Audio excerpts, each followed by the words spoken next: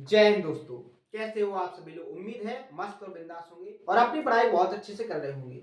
अपना जो ज्योमेट्री का टॉपिक चला था, जो लास्ट का सेशन हुआ था, उसमें मैंने आपको जो ट्रायंगल की सिमिलैरिटी से रिलेटेड जो थेल्स थ्योरम का कॉन्सेप्ट बनता है, उससे कुछ क्वेश्चनों की प्रैक्टिस आपको करवाई थी। लगभग 30 क्वेश्चन अभी तक जो 5वें नंबर की सीटें उसमें कंप्लीट हो चुकी हैं। आज के सेशन में हम जो थेल्स थ्योरम से रिलेटेड जो area related concept last year के एग्जाम में क्वेश्चन क्रिएट किए गए हैं और बहुत सारे ऐसे क्वेश्चन हैं जो एरिया से रिलेटेड है, लेकिन थेल्स थ्योरम को आपको कैसे उस कॉन्सेप्ट को कैसे यूज करना है, इन चीजों पर बहुत ही गहराई से बात करेंगे। क्वेश्चनों में समझेंगे कि आपको डाटा को कैसे समझना है, क्वेश्चन की लैंग्वेज को कैसे समझना है, कि इसमें आप कौन से कॉन्सेप्ट से बहुत कम समय में क्वेश्चन का सॉल्यूशन दे पाओगे। तो इन सभी चीजों पर चर्चा करेंगे, लेकिन उससे पहले जो नए व्यूअर्स हैं उनसे मेरा एक रिक्वेस्ट है कि आप लास्ट के जो सेशन है उनको बहुत अच्छे से कंप्लीट करें, क्योंकि लास्ट के जो कॉन्सेप्ट हुए हैं वो बहुत ही इंपॉर्टेंट कॉन्सेप्ट हो चुके हैं और अब उन कॉन्सेप्टों से रिलेटेड जो तरह तरह के अनेक प्रकार के जो मल्टीपल टाइम एग्जामों में पूछे जाने जो वाले जो क्वेश्चन हैं, जो बहुत ही ज्यादा पूछे जाते हैं, आप ये मान के चल सकते हो कि हर एक एग्जाम के जो पॉपुलर टाइप ऑफ ट्रायंगल की सिमिलैरिटी से रिलेटेड जो क्वेश्चन पूछे जाते हैं वो यही वाले हैं। सबसे ज्यादा यही क्वेश्चन पूछे जाते हैं। तो ऐसे टाइप के क्वेश्चनों के जो कॉन्सेप्ट होते हैं उनको माइंड में बहुत अच्छे से सेट करके रखिए, क्योंकि आपको डायरेक्ट क्वेश्चन के सॉल्यूशन मिलेंगे तो आपको बहुत अच्छे से याद करना है। सारे जो कॉन्सेप्ट है उन सभी कॉन्सेप्टों को आपको प्रॉपर तरीके से नोट करना है। नोट करने के बाद उनका मल्टीपल टाइम रिवीजन करना है। रिवीजन करने के बाद जो मैंने आपको क्वेश्चन सॉल्व करवाए हैं उन क्वेश्चनों को फिर से एक बार सॉल्व करना है। और जैसे ही आप इन क्वेश्चनों को सॉल्व कर लो, जैसे ही आप इन नोट्स का मल्टीपल टाइम रिवीजन कर लो, उसके बाद आपको किसी भी प्लेटफॉर्म से क्या करना है, मॉक को लगाना है। बहुत सारे प्लेटफॉर्म है जिन पर बिल्कुल फ्री ऑफ कॉस्ट क्या डले हैं, मॉक डले हैं, जो लास्ट ईयर के एग्जाम्स में पूछे गए क्वेश्चनों से रिलेटेड है। आपको बहुत सारे ऐसे क्वेश्चन मिलेंगे जिनमें आपकी जो कॉन्सेप्चुअली क्लियरिटी बिल्कुल साफ होगी और आप क्वेश्चन को पढ़ते ही उसका जवाब टिक करोगे। ठीक है, तो इसी स्ट्रेटजी के साथ अपना आज का सेशन स्टार्ट करते हैं। बहुत ही उम्मीद और जोश के साथ सारी चीजों को कंप्लीट करना है, जिससे आपकी उम्मीद है, आपकी जो चाह है, जो मंजिल है, वो आपको आप तक मिल जाए। ठीक है, जिससे आपके सपने पूरे हो सके। तो आइए आज का सेशन स्टार्ट करते हैं क्वेश्चन नंबर 30 से। देखो क्वेश्चन में क्या कहा गया है कि एबीसी में जो ट्रायंगल है भुजा एबी पर बिंदु डी इस प्रकार है कि बीडी की जो लेंथ है वो 3 सेंटीमीटर है, डीए की जो लेंथ है वो 4 सेंटीमीटर है, बीसी पर बिंदु ई इस प्रकार है कि डीई पैरेलल एसी है, त्रिभुज बीडीई का क्षेत्रफल और समलंब चतुर्भुज एसीईडी का क्षेत्रफल का वैल्यू है वो क्या होगी, आपको फाइंड करना है। यहां पर देखिए, जैसे उसने क्या कहा कि एक ट्रायंगल एबीसी है, आपने क्या बना लिया, एक ट्रायंगल एबीसी बना लिया। क्या बना लिया, एक ट्रायंगल एबीसी। ये आपका हो गया ए, ये बी, ये आपका क्या हो गया सी। अब उसने कहा है कि ए बी पर बिंदु डी इस प्रकार है कि बीडी की लेंथ कितनी हो गई 3। बीडी की लेंथ कितनी हो गई 3। यहां पर मान लीजिए आपका एक पॉइंट क्या है, डीई पैरेलल एसी है। अगर आप एक चीज और कर सकते हैं, वैसे इसका डायग्राम को ऐसे ही बना सकते हो, चलो ऐसे ही सॉल्व कराओ। तो ए बी पर पॉइंट क्या हो गया आपका डी। ठीक है, यहां पर बीडी की जो लेंथ है वो कितनी हो गई 3 सेंटीमीटर। ठीक है, एडी की जो लेंथ है वो 4 सेंटीमीटर है और आपका बीसी पर एक बिंदु ई है। बीसी आपकी हो गई, मान लीजिए बीसी पर कोई बिंदु ई आपका ए हो गया। ठीक है, अब डीई पैरेलल एसी है, यानी डी और ई को मिलाया और एक लाइन खींच दी। ठीक है, और ये जो लाइन है आपकी डीई, ये पैरेलल किसके हो गई, एसी के। बात समझ में आई? इतनी चीज आपको क्वेश्चन में दी गई है। आगे उसने कहा है कि ट्रायंगल बीडीई, बीडीई यानी इसका एरिया और आपका कोऑर्डिनेटर एसीईडी, एसीईडी आपका ये जो यहां से मैंने ये जो लाइन लाइन से फिल कर रहे हैं इसके एरिया का जो रेशियो है वो क्या है, आपको फाइंड करना है।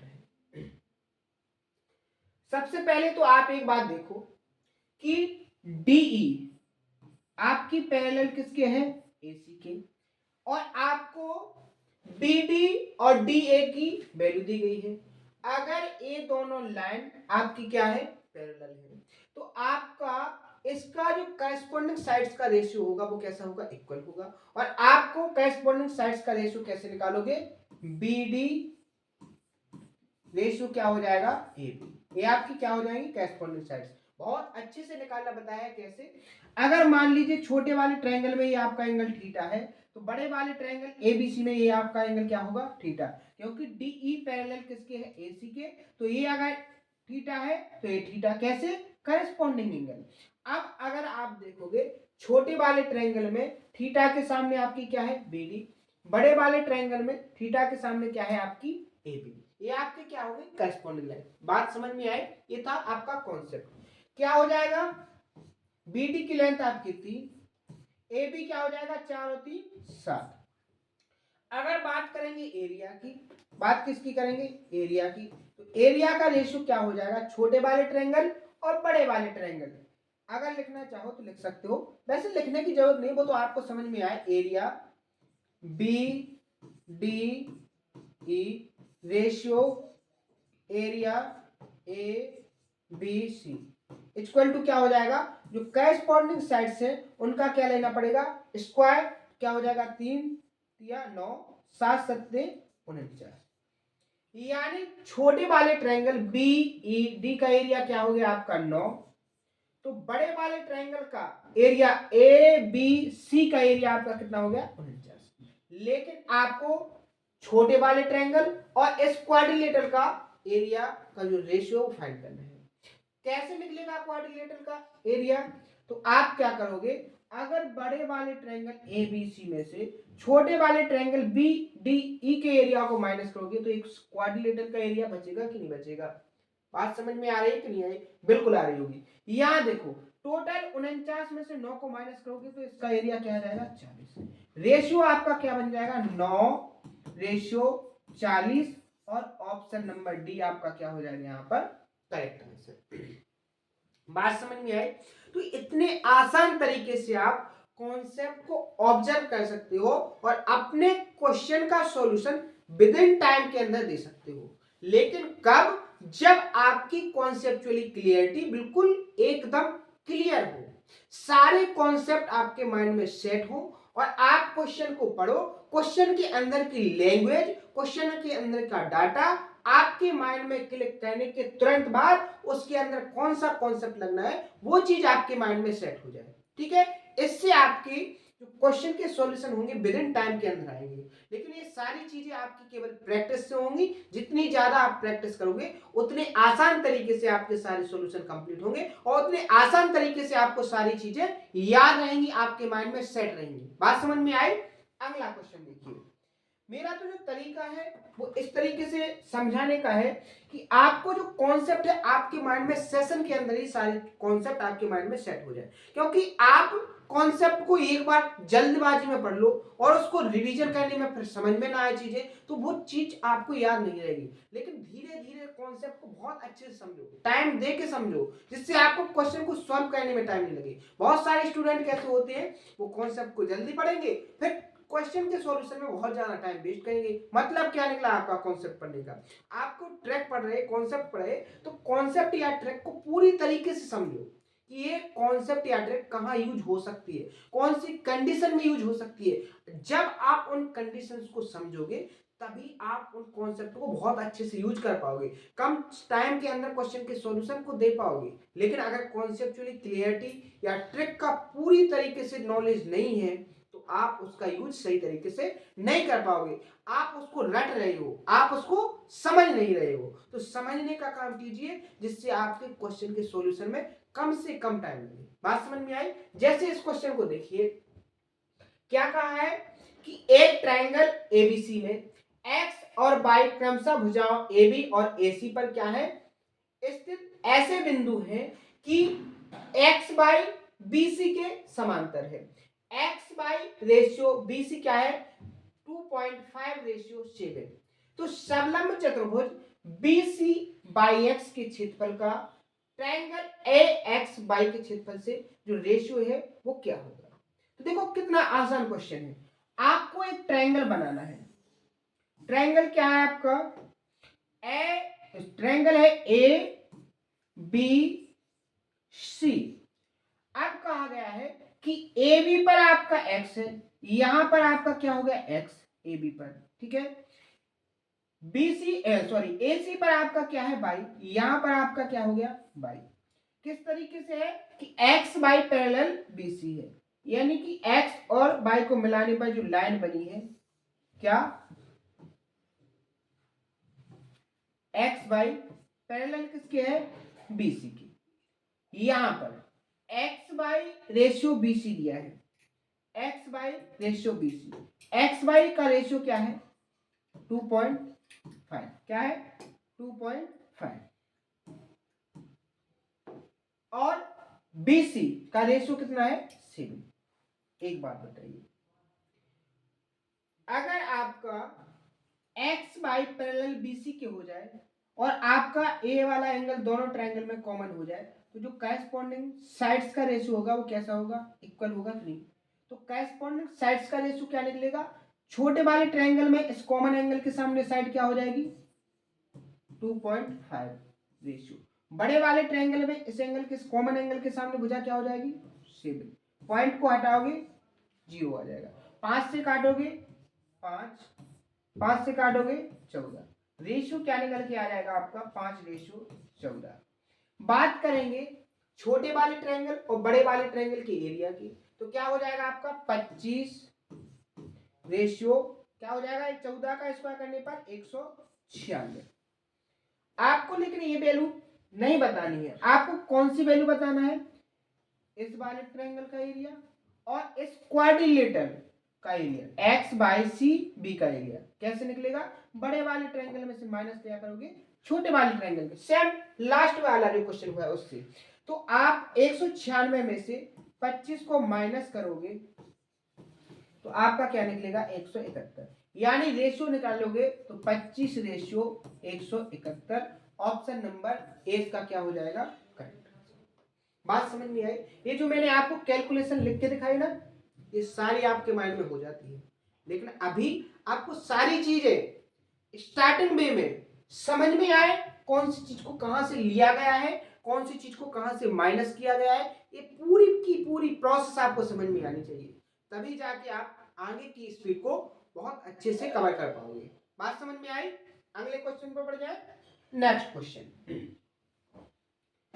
नेक्स्ट क्वेश्चन में क्या कहा है कि एबीसी में डी और ई बिंदु क्रमशः ए बी और बी सी भुजाओं पर इस प्रकार स्थित है कि डीई पैरेलल एसी है, यानी अब जो डीई है वो एसी की पैरेलल है, बीडी की लेंथ 4√6 है, एबी की लेंथ 12√3 है।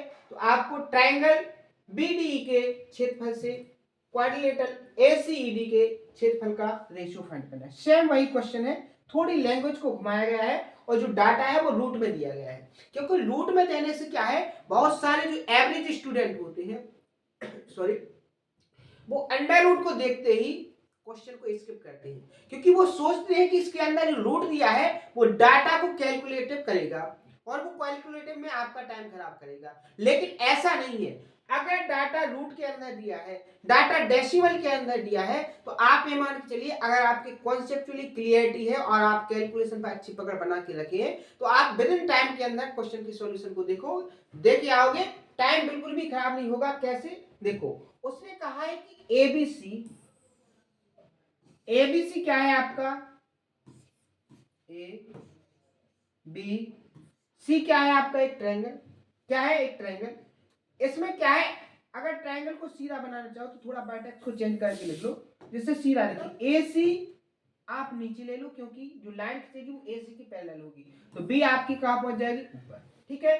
यहां देखो डी आपका ए बी पर है, यहां पर आपका डी हो गया और AC पर आपका BC पर आपका क्या है E है, यहां पर आपका क्या हो गया E हो गया, ठीक है। अब आगे देखिए, उसने क्या कहा कि DE पैरेलल AC है, यानी ये जो लाइन खींची D और E को मिलाने पर DE पैरेलल किसकी हो गई AC की। BD की लेंथ कितनी दी गई है 4√6 यानी बी से डी कितनी दी गई है, ए वाली जो लेंथ है वो कितनी दी गई है 4√6। दूसरी चीज आपको ए बी, ए से बी कितनी दी गई है 12√3। यहां पर DE पैरेलल AC है तो करस्पॉन्डिंग साइड्स का रेशियो क्या हो जाएगा 4√6 रेशियो 12√3। यहां से रेशियो निकालोगे 4 से 12 3 बार, √3 से √6 √2 बार डिवाइड हो जाएगा, रेशियो निकल के आएगा √2/3। आपको एरिया फाइंड करना है, एरिया फाइंड करना है तो इसका क्या करोगे स्क्वायर, √2 का स्क्वायर करोगे तो 2 और इसका स्क्वायर करोगे तो 9। ठीक है, यानी आपका छोटे वाले ट्रायंगल का एरिया 2 यूनिट और बड़े वाले ABC का एरिया क्या आ गया 9 यूनिट। अगर आपको क्वाड्रिलेटरल का एरिया करना है तो क्वाड्रिलेटरल का एरिया क्या हो जाएगा 7 और बात करेंगे रेशियो की तो क्या हो जाएगा 2/7। बहुत अच्छे से समझाया है, हर एक क्वेश्चन में मैं आपको समझाते हुए चला हूं। ऑप्शन नंबर सी क्या हो जाएगा यहाँ पर करेक्ट आंसर। देखो 3 क्वेश्चन मैंने अभी सॉल्व करवाए, आपको जो क्वेश्चन सॉल्व करवाए हैं आपने देखा होगा एरिया को ही फाइंड करना है, लेकिन अलग अलग डाटा के साथ अलग अलग प्रोसेस से आपको सॉल्व करवाने की कोशिश कर रहा हूं और अलग अलग लैंग्वेज की। ये सारे क्वेश्चन लास्ट ईयर के एग्जाम में पूछे गए क्वेश्चन हैं। बात समझ में आई। अगला क्वेश्चन देखो, इसमें देखो थोड़ा उसने चेंज किया है। चेंज क्या किया है कि उसने इसमें परसेंटेज को भी मिक्स कर दिया है, लेकिन ज्यादा दिक्कत नहीं है, आप इसको भी बहुत आसान तरीके से सॉल्व करोगे। देखो ट्रायंगल ABC में D और E क्रमशः भुजाओं AB और BC पर इस प्रकार स्थित है कि DE पैरेलल AC है, BD और AD का जो रेशियो है वो 2/5 है। यदि ट्रायंगल BED का क्षेत्रफल क्वाड्रिलेटरल ACED के क्षेत्रफल के से क्या है K% कम हो तो K का मान क्या होगा आपको फाइंड करना है, डेसिमल में निकटतम यानी नजदीक फाइंड करना है। यहां देखो एक ट्रायंगल है, ठीक है, बात समझ में आई। ट्रायंगल में AC के पैरेलल एक दूसरी लाइन DE खींची गई है,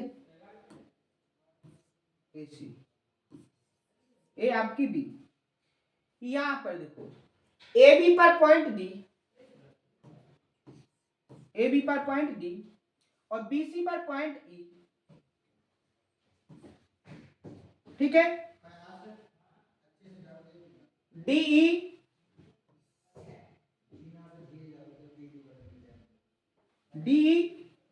पैरेलल AC क्या हो गया DE पैरेलल AC। यहां देखो BD और AD का अनुपात क्या है BD, B से D 2, AD आपकी क्या हो गई 5। BD और AD का जो अनुपात है वो क्या है 2/5। अगर मैं आपसे पूछूं कि DE AC के पैरेलल है, समांतर है, आपका BD और AD का रेशियो दिया है, यहां से मैं आपसे पूछूं कि करस्पॉन्डिंग साइड्स का रेशियो क्या होगा तो आपको पता होना चाहिए अगर आपका ये एंगल अल्फा है तो ये वाला भी एंगल क्या होगा अल्फा। करस्पॉन्डिंग साइड क्या हो जाएंगे, छोटे वाले ट्रायंगल में अल्फा के सामने BD और बड़े वाले ट्रायंगल ABC में अल्फा के सामने क्या हो जाएगा AB बराबर। रेशियो क्या निकलेगा 2, रेशियो 5 और 2 क्या हो जाएगा 7। ये आपका क्या हो गया संगत भुजाओं का रेशियो। बात समझ में आई। आपको एरिया बताना है, एरिया देखो कैसे निकलेगा। आप एरिया निकालोगे तो क्या करोगे इनका होल स्क्वायर, स्क्वायर करोगे तो क्या आ जाएगा 4/49, ठीक है। यानी कि आपका यहां पर छोटे वाले ट्रायंगल का एरिया 4 तो बड़े वाले त्रिभुज का एरिया क्या हो जाएगा 49। क्वाड्रिलेटरल का एरिया आपका कितना बचेगा यहाँ पर 43, ठीक है। बात समझ में आई। अब यहां पर बात समझो, अगर आपको परसेंटेज का नॉलेज नहीं है तो अभी जब मैं आपको परसेंटेज टॉपिक पढ़ाऊंगा बहुत गहराई से पढ़ाऊंगा, सारी चीजें इतनी अच्छे से कंप्लीट होंगी आपकी कि आपको पता भी नहीं चलेगा कि परसेंटेज टॉपिक क्या इतना आसान हो सकता है। बहुत आसान तरीके से सारी चीजों को कंप्लीट करूंगा। यहां देखो उसने क्या कहा है कि ट्रायंगल बीईडी का एरिया क्षेत्रफल चतुर्भुज एसीईडी के क्षेत्रफल से यानी इस क्वाड्रिलेटरल के क्षेत्रफल से के परसेंट कम है।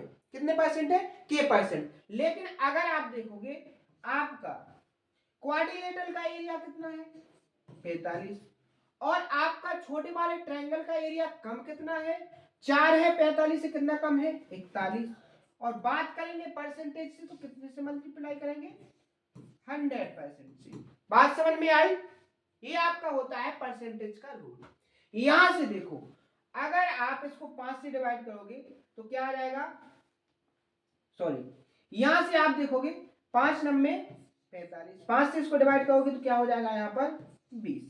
ठीक है, 41 का 20 में मल्टीप्लाई करोगे तो क्या आ जाएगा? 820। और 820 को जब आप 9 से डिवाइड करोगे तो 9 नंबे 81। ठीक है, 1 बचेगा यानी 10 हो जाएगा। 9 एकम 9 यानी 91 पॉइंट कुछ आएगा। ऑप्शन नंबर 4 क्या हो जाएगा आपका करेक्ट ऑप्शन? पहला कैंसिल हो जाएगा, दूसरा 90 है, तीसरा 88 है, तो ऑप्शन नंबर 4 क्या होगा आपका करेक्ट आंसर। बात समझ में आई? देखो कितने जो डाटा है बहुत ही कठिन लैंग्वेज के साथ दिया है, लेकिन सॉल्यूशन तो आपका एक ही लाइन में निकला है बहुत आसान तरीके से। बात समझ में आई? तो ऐसे भी क्वेश्चन होते हैं जो आपको देखने में थोड़े कठिन लगते हैं लेकिन होते बहुत सिंपल है। अगला क्वेश्चन देखो क्या कहा है क्वेश्चन ने कि ट्रायंगल एबीसी में डी और ई क्रमशः भुजाओं एबी और एसी पर बिंदु है और डीई पैरेलल बीसी है। देखो एक ही लैंग्वेज से मिल रहे लेकिन थोड़ा डायग्राम या किसी चीज में क्या है थोड़ा भी चेंजेस किया गया है। यहां देखिए एक ट्रायंगल है, इन सभी क्वेश्चनों को आप खुद से सॉल्व कर सकते थे। A B C, A B पर पॉइंट डी और एसी पर पॉइंट ई। ठीक है, जब आप डी और ई को मिलाओगे तो जो लाइन बनेगी वो डीई पैरेलल हो जाएगी किसके? बीसी के। ठीक है, यहां पर देखो बीसी की वैल्यू 8 है, बीसी की वैल्यू 8 होगी और डीई की वैल्यू आपकी 5 होगी। आपको एरिया एडीई और का एरिया कितना है? 45, यानी इसका जो एरिया है वो कितना है? 45। ठीक है, कितना दिया है? 45। आपको क्या फाइंड करना है? कंप्लीट ट्रायंगल के एरिया की वैल्यू को फाइंड करना है। यहां पर देखो अगर डीई पैरेलल बीसी के है तो आपकी करस्पॉन्डिंग साइड्स का रेशियो यहां से क्या निकलेगा? इस कॉमन एंगल के सामने, दोनों ट्रायंगलों में एक कॉमन एंगल है तो छोटे वाले ट्रायंगल में कॉमन एंगल के सामने क्या हो जाएगी आपकी? डीई। क्योंकि आप कौन सी करस्पॉन्डिंग साइड्स पर काम करोगे? जिस पर आपको डाटा दिया गया है। अगर आपको साइड वाली साइड का रेशियो दिया है तो उस पर काम करोगे, सामने वाले एंगल की करस्पॉन्डिंग साइड का रेशियो दिया है तो उस पर काम करोगे। और बड़े वाले ट्रायंगल में क्या हो जाएगी आपकी? बीसी। रेशियो क्या हो जाएगा आपका? इसका 5 रेशियो 8। एरिया का रेशियो 25 रेशियो 64। 25 की वैल्यू कितनी दी गई है? सॉरी 45। कितने गुना? अगर 5 से काटोगे इसको, यहां देखो 5 25, 5 नम 45, 5 से 9 को काटोगे 5 एकम 5, 5 अट्ठे 40, कितना है? 1.8 गुना। तो ये भी आपका कितना होना चाहिए? 1.8 गुना। 18 चौके 72, 18 पंची 90, 18 छिक्का 108। 108 में आप 7 जोड़ोगे तो 115। ठीक है, 1 डिजिट के बाद डेसिमल यानी 115.2। ऑप्शन नंबर भी क्या हो जाएगा यहाँ पर करेक्ट आंसर। यहाँ पर जैसे अपन यूनिट डिजिट से करते तो यहाँ पर दो ऑप्शन में क्या था? 2 था, तो यूनिट डिजिट से ये नहीं सॉल्व होता। बात समझ में आई? ठीक है, अगला क्वेश्चन देखो फिर से क्वेश्चन में क्या कहा है कि ट्रायंगल एबीसी में एम एन पैरेलल बीसी है। Triangle ABC, triangle A B C में एम एन पैरेलल बीसी है, यानी जो बीसी है बीसी के पैरेलल एक साइड है।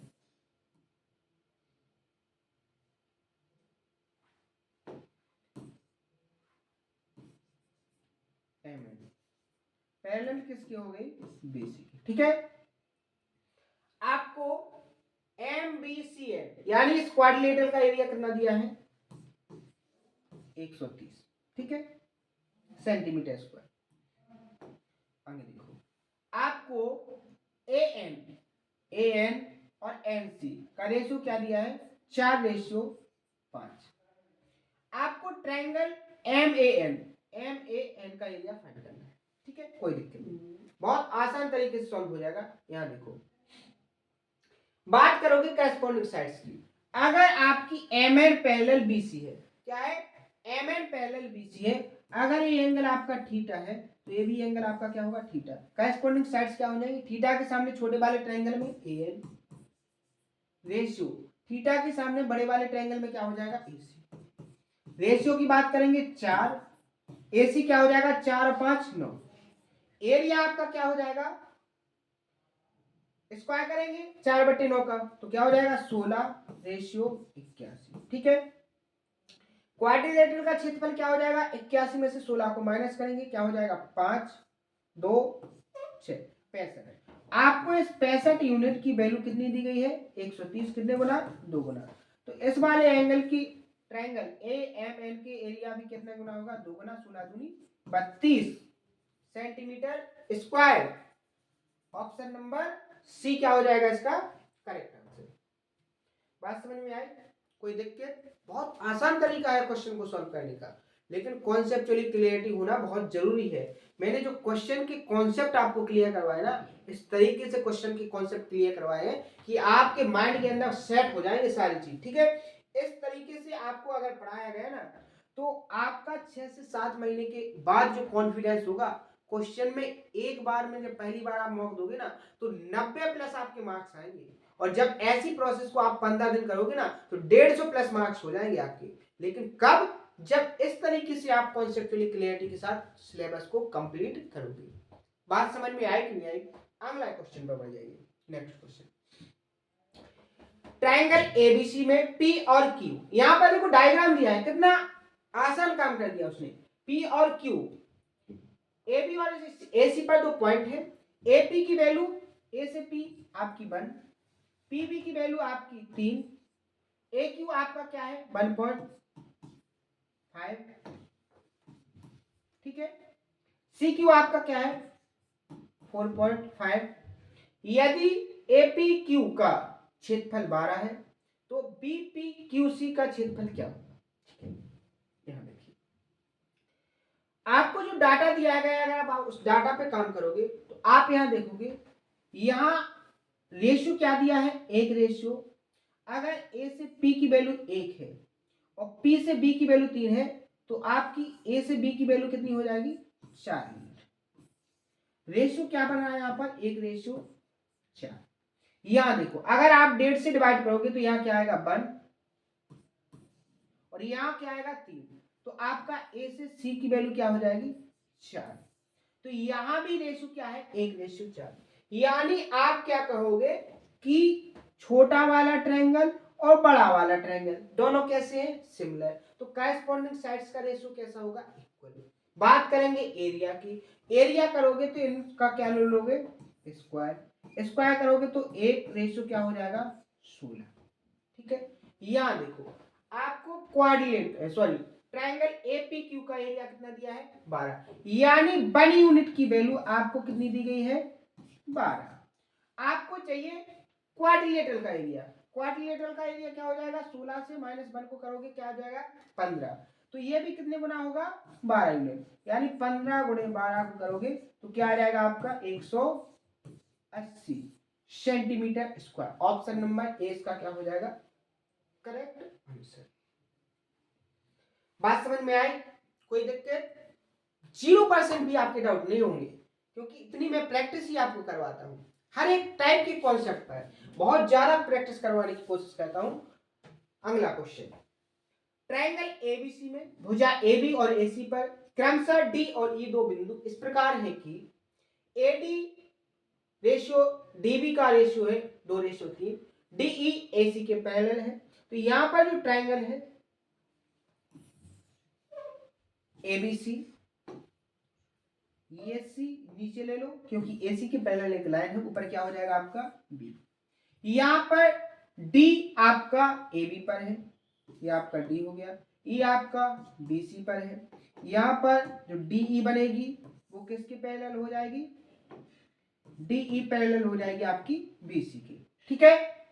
यहाँ पर AD से BD का रेशियो, A से D आपका क्या हो जाएगा 2, D से B आपका क्या है 3, ठीक है। अगर मैं आपसे पूछूं कि DE पैरेलल आपकी अगर BC हो गई, सॉरी DE पैरेलल आपकी AC हो गई, तो करेस्पॉन्डिंग साइड्स अगर आपका ये एंगल थीटा है तो ये एंगल भी क्या हो जाएगा थीटा।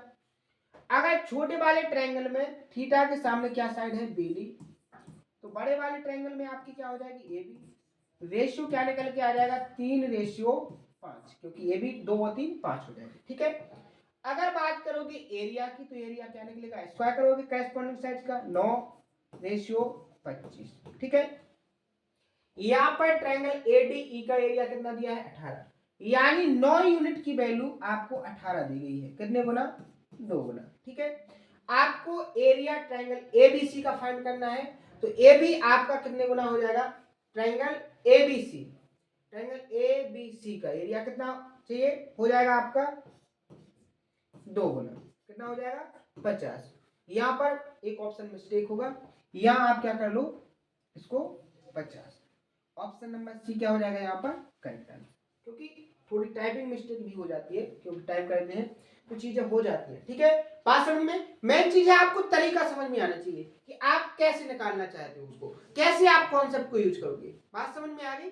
अगला क्वेश्चन, ठीक है, आज का ये लास्ट क्वेश्चन करेंगे, इसके बाद आगे की चीजों को कल के सेशन में कंप्लीट करेंगे, आज यहीं तक रुकेंगे, ठीक है। तो आइए क्वेश्चन को इसको सॉल्व करते हैं जल्दी से, ठीक है। त्रिभुज ABC में भुजा BC के समांतर सीधी रेखा बिंदु P और Q पर AB और AC से मिलती है, ठीक है। सबसे पहले उसने क्या कहा कि एक ट्रायंगल ABC है, एक ट्रायंगल ABC हो गया, ठीक है। इसमें BC के पैरेलल आपकी एक लाइन है PQ, BC के पैरेलल एक लाइन है PQ,